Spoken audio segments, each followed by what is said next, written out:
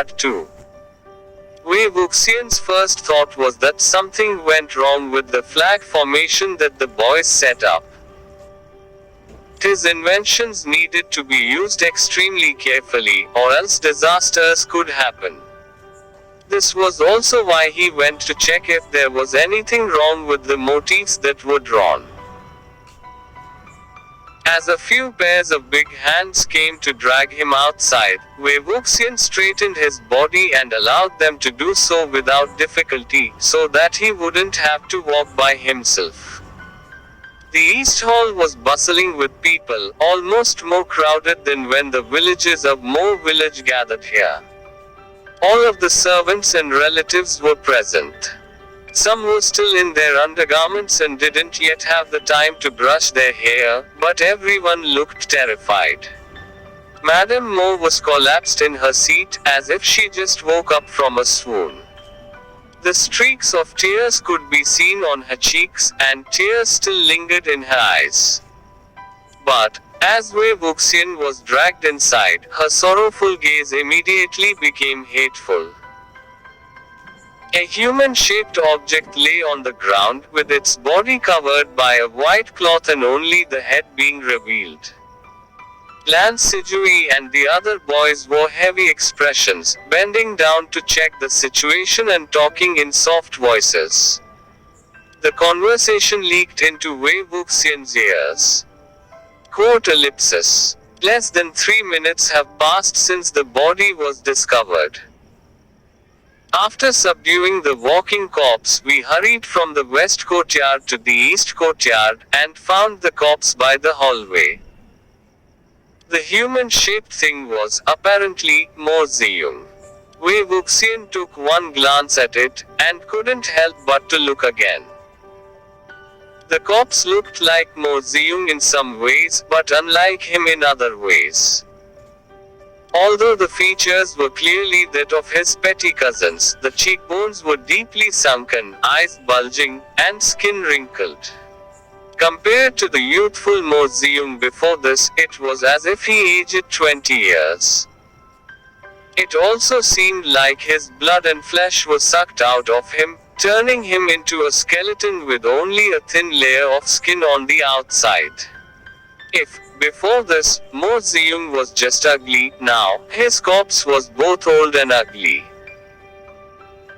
As Wei Wuxian was scrutinizing the corpse, Madame Mo suddenly rushed towards him, with a gleaming dagger in her hand.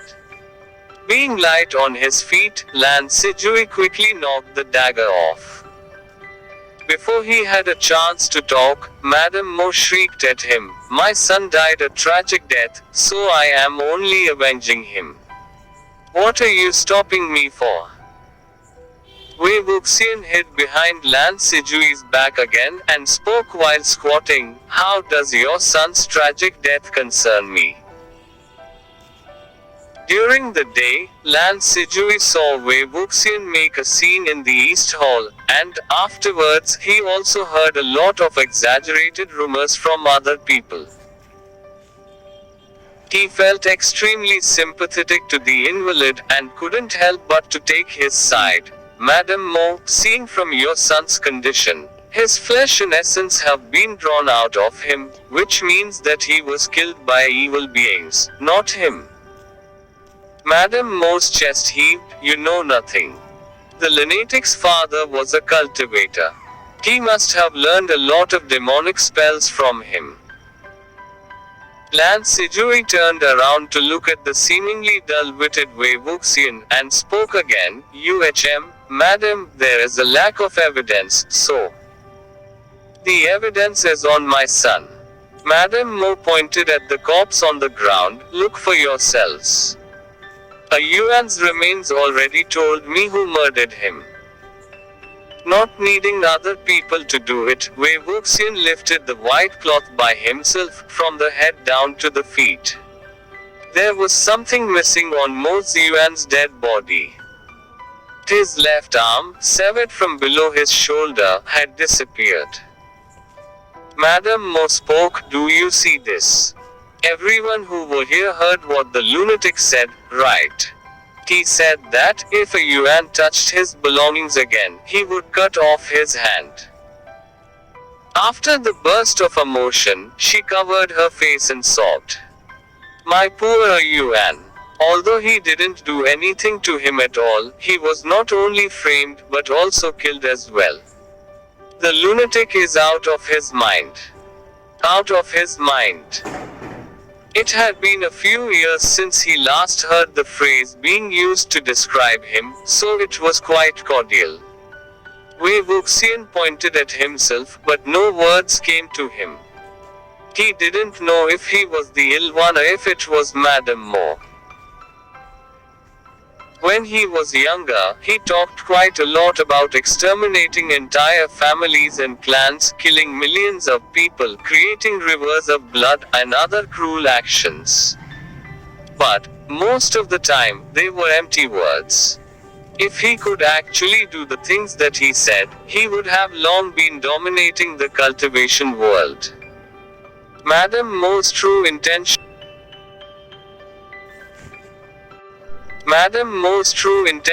wasn't to avenge for him, but to find someone to let out her resentment on. Wu Wuxian didn't want to be bothered with her. He thought for a moment, and stuck his hand into Mo Ziyuan's arms. He fished around for a moment and pulled something out, unfolding it in front of him. Surprisingly, it was a phantom attraction flag. Instantly, he realized what was going on, and uttered under his breath, he had it coming. When Lan Sijui and the others saw what was taken out of Mo Ziyuan's arms, they also understood the situation. Associating this with the fast that happened today, the cause was easy to guess. During the day, Mo Ziyun lost face because of Mo Zuanyu's crazy behavior and loathed him, still wanting to square up with him. However, Mo Zuanyu wandered outside for a long while, so Mo Ziyun planned to sneak up on him at night, when he would be returning. When night had fallen, he secretly went outside, and was passing the west courtyard when he saw the phantom attraction flags on the walls. Although he was repeatedly told not to go outside or near the west courtyard at night, and especially to stay away from these black flags, Mo Ziyun thought that he was told to do so because they were scared of people stealing the valuable weapons. He had no idea about the dangerous effects of these phantom attraction flags, or that if he held it, he would be turned into a living target. He got addicted to stealing his cousin's talismans and magic tools, and he would always itch to take odd items like this, not giving up until he obtained it. Therefore, when the owners of the flags were subduing walking corpses in the west courtyard, he quietly took one. The flag formation utilized 6 flags, of which 5 were set in the west courtyard, with the boys from the Lan family as baits. However, they were all carrying countless magic tools on them, and although Mo Ziyun only took a single flag, he didn't have any tools for protection on him. It was common sense to pick on the weak, so the evil beings would naturally be attracted to him. If there were only walking corpses, then it wouldn't matter too much. Even if he was bitten, he wouldn't die immediately and could still be saved. Unfortunately, the phantom attraction flag accidentally attracted something worse than a walking corpse.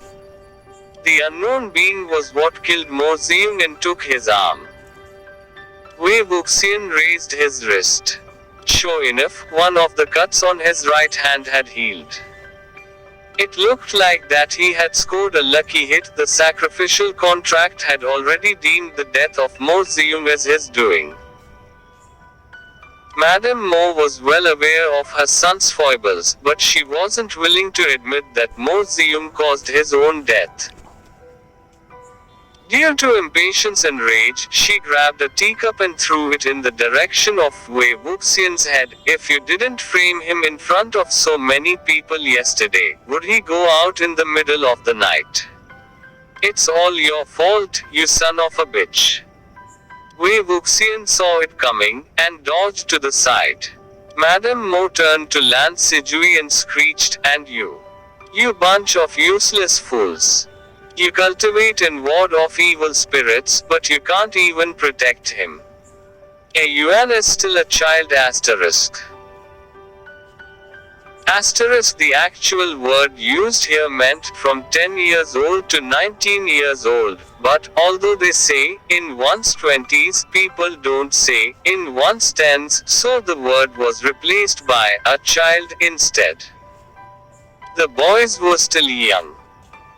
They hadn't been outside much and were too inexperienced to find anything wrong with the area, which was why they felt sorry for not detecting an evil being as fierce as this one.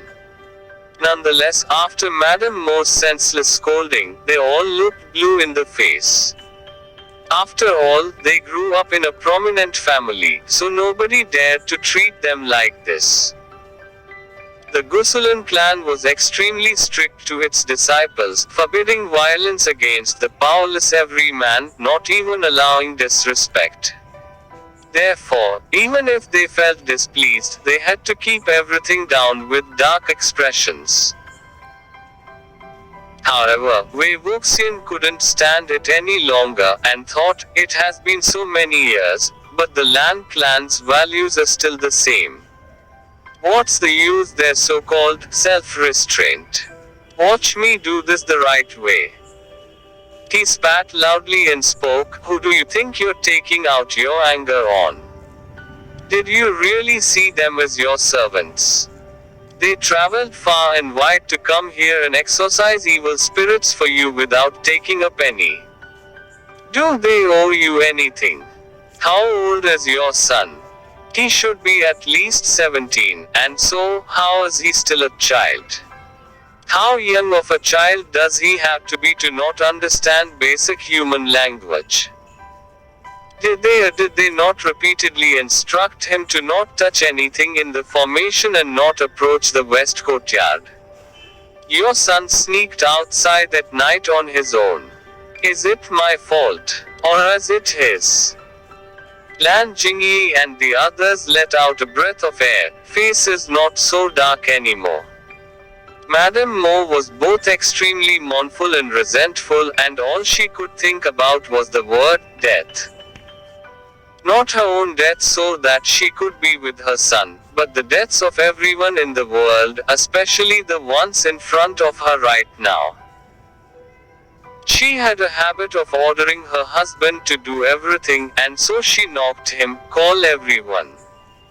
Call everyone inside." Even so, her husband was in a trance.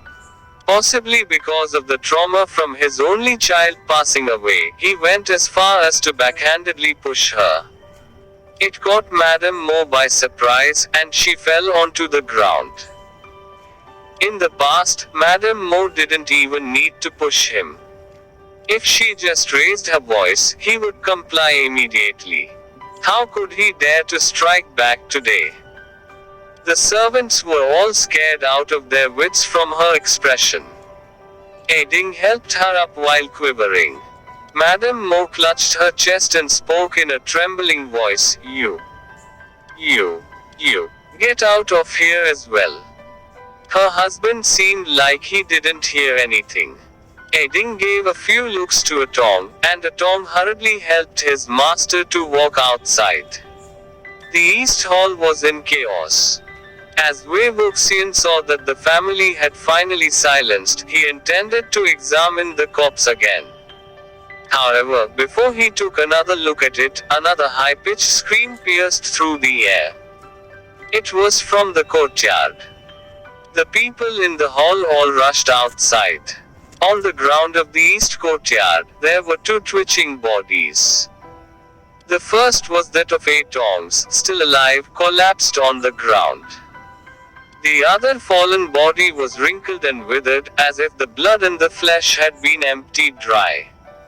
The left arm was already gone, but no blood came out of the wound. The condition of the corpse was the same as Modaozuchi's. Madame Mo brushed off her dung supporting hand a second ago, but as she saw the corpse on the ground, her eyes widened, and she was finally out of energy to throw another fit. As she fainted, Wei Wuxian happened to be next to her, and gave her a hand, passing her to a Ding, who came running. He looked at his right hand to see that another one of the cuts was also gone. It was merely a few seconds before they walked over the threshold of the hall, not even past the east courtyard yet, and saw Madame Mo's husband die distressingly. Lan Sijui, Lan Jingyi, and the others also grew pale in the face. Lan Sijui was the first to calm down and asked Atong, who lay on the ground, "Did you see what it was?" Atong was almost scared to death, unable to open his mouth. Even after a few moments of asking, Atong still couldn't answer, and only shook his head repeatedly. Lan Sijui was burning with anxiety. He asked another disciple to take him back inside, and turned to Lan Jingyi, "Did you send the signal?" Lan Jingyi answered, "I did, but if there are no seniors who can assist us in the area, it would take at least an hour for our people to come here. What should we do now? We don't even know what it was." Of course, it would be impossible for them to leave. If the disciples of a clan only cared about their own well-being when facing evil spirits, it would not only be bringing disgrace upon the clan, they themselves would also be ashamed to face others. The frightened people of the Mo family couldn't go either, because it was likely that the evil being was among them, so nothing would be gained from going away. Lan Sijui gritted his teeth, "Wait here, for the reinforcements." Now that the signal for help had been sent, other cultivators would come to aid them within a short period of time. To prevent things from getting out of hand, Wei Wuxian should withdraw and keep away from the situation.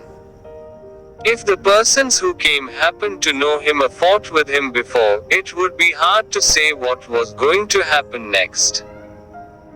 However, with the curse, he couldn't leave Mo village anytime soon.